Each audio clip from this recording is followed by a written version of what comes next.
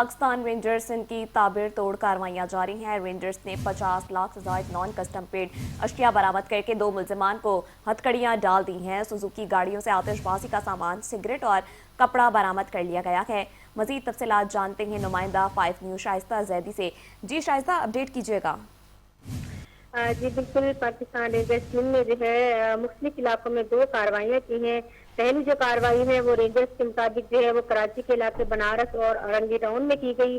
وہاں سے انہوں نے 2 ملزمان سعید اللہ اور عبید اللہ کو گرفتار کیا ہے۔ ملزمان 2 گاڑیوں پر ایک ہی نمبر پلیٹ لگا کر نان کسٹم پیڈ اشیاء بلوچستان سے کراچی لاتے تھے۔ سوزوکی گاڑیوں سے آتش بازی کا سامان، سگریٹ اور کپڑا بھی برآمد کر لیا گیا ہے۔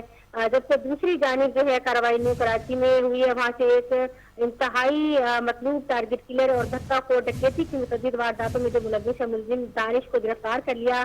ملزم کا نام دانش عرف کالا عرف لاڑا کے نام سے جو ہے وہ مشہور ہے۔ ملزم نے 2013 میں نیو کراچی کے علاقے میں سیاسی جماعت کے ورکر کو قتل کیا، جبکہ اکتوبر 2023 میں حیدرآباد کے علاقے میں جو ہے محمد حنیف کو قتل کیا۔ ملزم نے 2022 میں ساتھی اجمل کے ساتھ مل کر جو ہے مخالف بھٹا خور کو سوزانے سے اغوا کر کے قتل کیا۔